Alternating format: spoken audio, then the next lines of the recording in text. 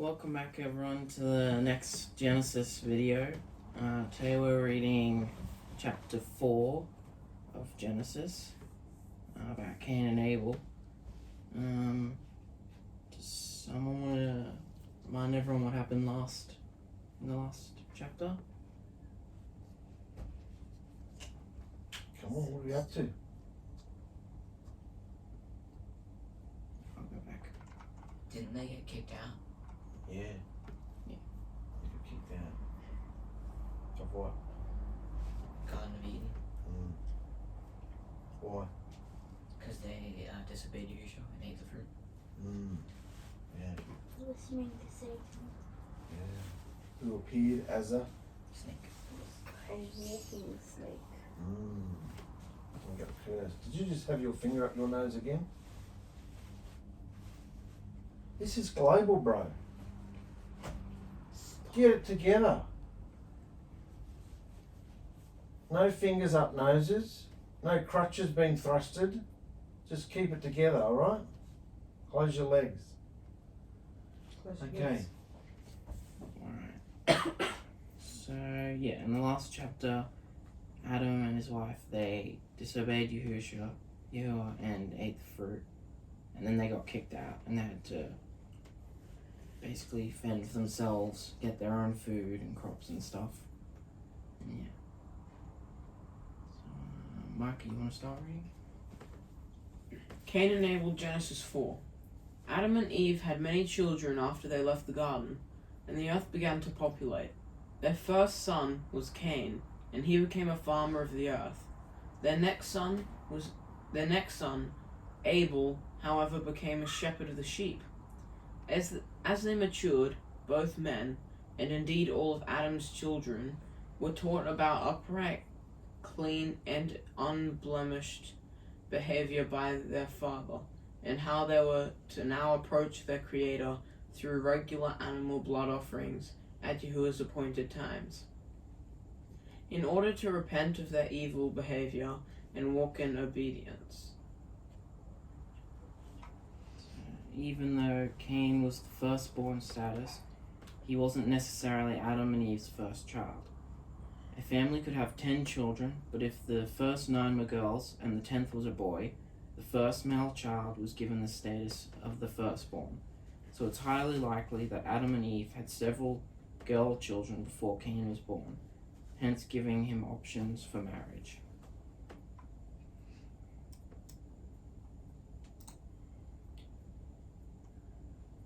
Brandon? On this particular day, though, Cain offered a slap-happy substandard offering of fruit from the ground to Yahuah. No blood involved. And Abel actually sacrificed the very best firstborn sheep of his flock to Yahuah, as instructed. Seeing the motivations of their heart, Yahuah was pleased with Abel's effort and set a mighty burst of fire from the sky, which burnt up his offerings. Abel felt wonderful that Yahuah had shown him favor that day, and had rewarded him for his efforts in purging him. He then looked on in anticipation to see if his brother's offering would get the same light show treatment, but there was silence and no acceptance from Yahuah, for Cain's lazy ass offering had no blood, therefore no acknowledgement of repentance towards his Creator. So they were making offerings to Yahushua, and Cain didn't really put much effort into his offering and didn't really care that much, so Yahushua didn't accept it, and Abel put effort in and sacrificed one of his lamb. So, yeah. Presented the blood. There was blood. Yeah. You needed to have blood. That's the main thing. Robert? It's getting cut off by the camera, so you might just have to let me know what some of the words are. Yeah? Read. Cain took Yahuah's silence very personal and personally got very jealous of his brother's favor and went into a misery sulk. Yahuah said, Cain, why are you throwing the princess tantrum? I always said you if you put the right effort, don't I? But if you're lazy and disobedient, then the enemy is waiting at the doorway, ready to control you. He wants to get you big time. But if you do well and behave as instructed, you'll easily conquer him. Sin is always waiting at the door, wanting us to let it in and behave it. But Cain wouldn't receive this, and even though he told all this to his brother, his stubborn attitude remained and he began entertaining the idea of killing his brother. So instead of taking what you said to him and doing better next time and putting more effort in and making sure there was blood for the sacrifice, his offering, he took it personal and had a tantrum about it, and then he started letting thoughts into his head, letting demons. He was listening to what they were telling him to do. So, and the ideas of killing his brother. That's the whole point of this chapter in the red there. The enemy is waiting at the door. Where's the door? How does the enemy get into you? Through thoughts. Other translations say evil is waiting at the door, wanting to have you, but you can overcome it. Evil, the enemy is waiting at the doorway, ready to control you. Wants to get you big time. If you do well and behave as instructed, you can easily conquer him. By saying? No. Sin is always waiting at the door, wanting to let it in, wanting us to let it in and behave it. What about the flow from all the other studies we've been doing? That's way back in, just after the garden, way back at the beginning of history. Satan's there. See it? Yahusha's always there giving you a way out. He always gives you a way out of the situation. Always warns you beforehand. This is coming, this is going to happen. You better do this. You better do that. Gives you a way out. He gave Cain a way out, didn't he? Stop taking this so personal and do it properly next time, and then you'll get the same favour you saw your brother get. But Cain wouldn't have it. He was furious at his brother. Stubborn attitude remained, and he began entertaining the idea of killing his brother. That's pretty extreme. That's how furious he was. It's the same for us. Exactly the same process. It's waiting there all day, every day, waiting for you to let it go in. How many evil thoughts do you hear every day? A lot. Too many to count. Do you really? You wicked person. Isn't that? Got you there. Got you there. You should be hearing more thoughts from Yahushua. So do I, mate. Just thought I'd get you. Of course we do. But if you believe them and let them in, instead of saying no, get lost. That's the point. Because Yahushua floods us with good thoughts. You push away all the hideous stuff, you receive all the good thoughts. Yeah?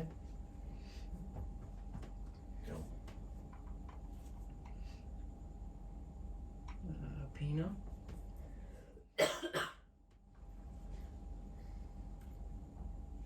Sometime after this, both Cain and Abel were out working in the fields, Cain planting seed and Abel feeding his flocks. One of Abel's sheep wandered into an area Cain had just planted seeds in and trampled them, which made Cain furious. He went up to his brother with hatred in his veins, saying, "Oi! Why the hell would you feed your layman sheep here? Get your flock out of here and stay off my land."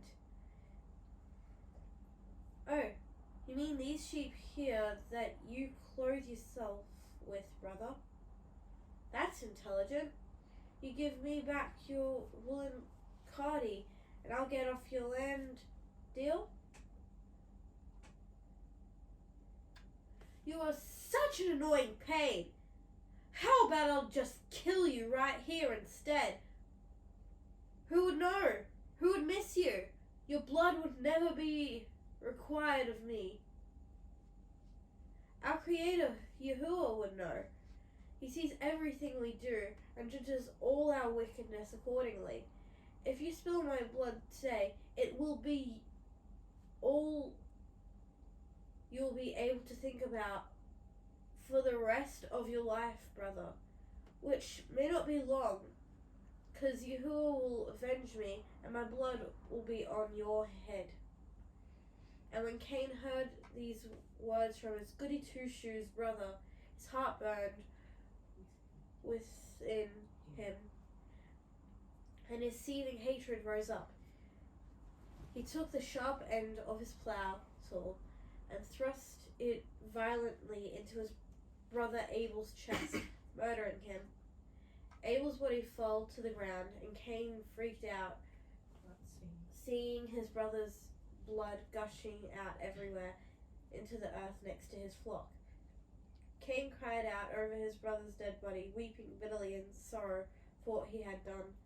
Then he dug a hole in the ground, placing his brother in it, and buried him. Wow. He followed through. He heard the thought, and he followed through.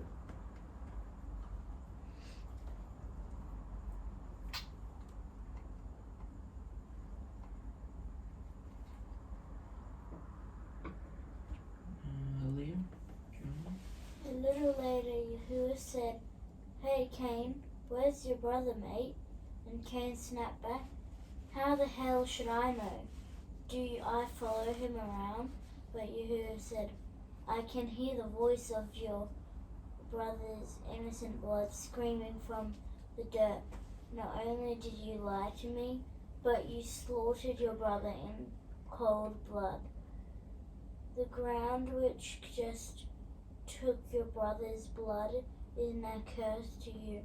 You're banished from your home, and you'll be a wanderer and a criminal for the rest of your life. This is your punishment forever." So, Yahuah did the same thing. He asked Cain if he knew where his brother was, even though he already knew what had happened, just like how he asked Adam and Eve in the garden when he asked them what had happened if they'd ate the fruit and stuff. Why do you think he asked? To test if they're gonna lie, tell the truth.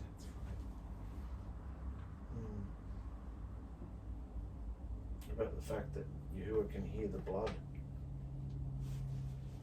The blood is the life of humankind. He can hear the blood. His frequency of the blood, he can hear it in his ears. How amazing is that? How much blood would he be hearing being shed these days? A lot. Millions every day. He hates bloodshed.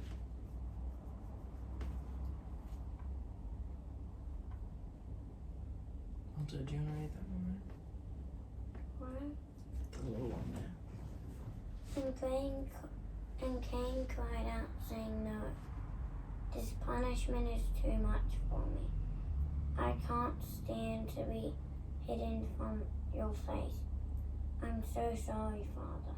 If I leave here and wander the earth, I will surely be killed by whoever finds me. Keep reading. The green part? No. But Yahuah said, "Stop being so dramatic. That won't happen. I'll put a mark of protection on you, and if anyone kills you, then their punishment will be 7 times greater." And Cain left their presence of Yahuah and his homeland, and lived in a land further east of Eden. He found a wife, had a son, built a city, and named it after his son, Enoch.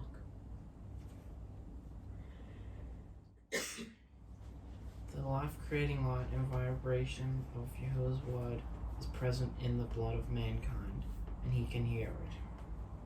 What about that? Life-creating light and vibrations is the power that created the whole universe. This light and vibration of Yahuwah's word is present in the blood of mankind, and he can hear it. That's why he said, if you sin, you will die. If you shed another person's blood, that blood will be required of you. Because mankind is created in his image. And you're not allowed to tear down his image, you know? So by murdering, cutting the blood, big no, serious. Because he can hear the frequency of the blood.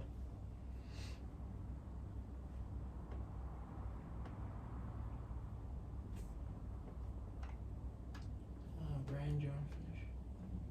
And Adam and Eve had another child called him Seth. They were overjoyed that Yahuah had given them another son after the horrific death of Abel. Years later, Seth had a son and called him Enosh. And the name of Yahuah continued to be acknowledged. Mm. And there's that's the family tree of Adam. Speak up, Joy. So that's the family tree of Adam. Which shows his bloodline. Read what's in the boxes. That's interesting. Enoch had such a close, loving relationship. Enoch, where's Enoch on the chart? Enoch's under Cain. Enoch's Seth, down there. Seth, Enosh, Canaan, Mahalal, Jared, Enoch, down there. That's who we are, Enoch. Enoch had such a close, loving relationship with Yahuah that one day Yahuah decided to take him from the earth and bring him into his dimension to be with him. Did you know there was a man that was so wonderful and obedient that Yahuah just decided, I'm taking him. Took him in. Disappeared. I think that's in the next chapter. I mentioned it. I found a book that told the story of it and I put it in the next chapter. But the whole purpose of these genealogies is to show us how trustworthy and true the words of Yahuah are. Because even though he allowed humankind to flourish and prosper through the generations, despite their lawless and evil behaviour, no one lived longer than 1,000 years. It's one day in Yahuah years. Everyone literally dies on the day they disobey him. Isn't that clever? He says it and it happens. So.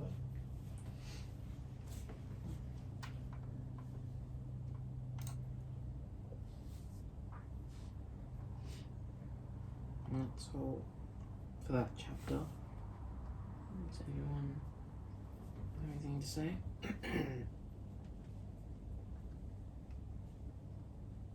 that all for that chapter? It's a short one. Short one tonight. What about the flow? All the other studies we've been doing. You're all knackered, aren't you? After being in the lake. You can see it's all about life and death, can't you? The moment you do the wrong thing, what do you feel like? Death. Yep. What did Cain feel like? Death. He said sorry, but sorry doesn't atone for murder. There's only one way to atone for murder, and that's your life.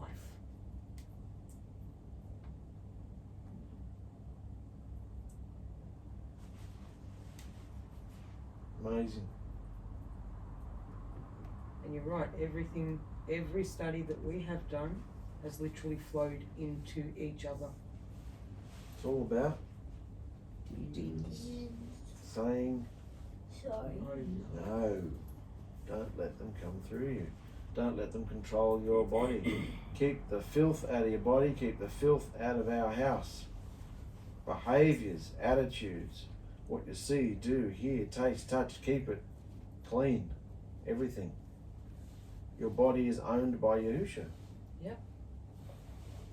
So you got to check with him before you do anything, say anything, even think anything. Should I think that? No, I don't think so. Get lost. Just because you hear a thought doesn't mean it's you. Settle down. That's good. Very But- good. So 1,000 years is one day?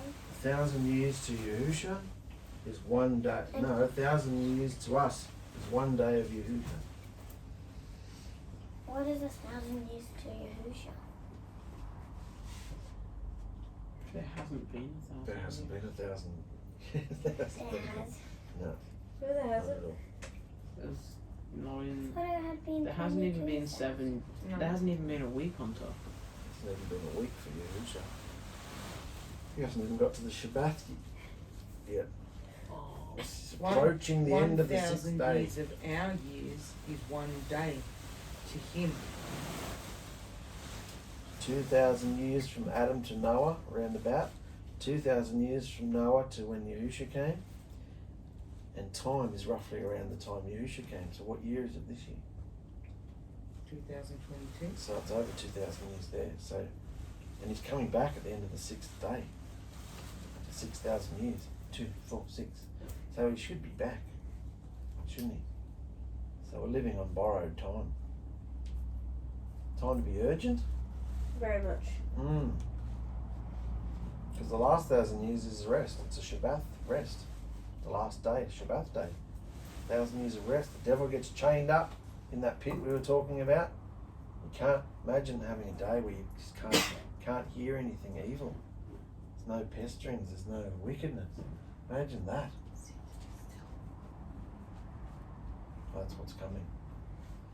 So we've got to overcome and take this seriously. Yeah. It's good, man. Gotta be urgent about it.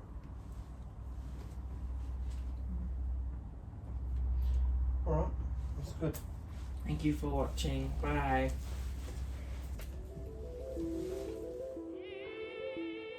In the very beginning, Yahuah our Elohim created everything. The dimensions, the universe, the earth, all things seen and unseen. And Yahuah saw that the earth had become an unshaped emptiness of doom and gloom. So he hovered over its surface like a gentle breeze and said, Light. And the vibration and frequency of his living word cut through the darkness of the planet, filling it with the radiance of his goodness and esteem.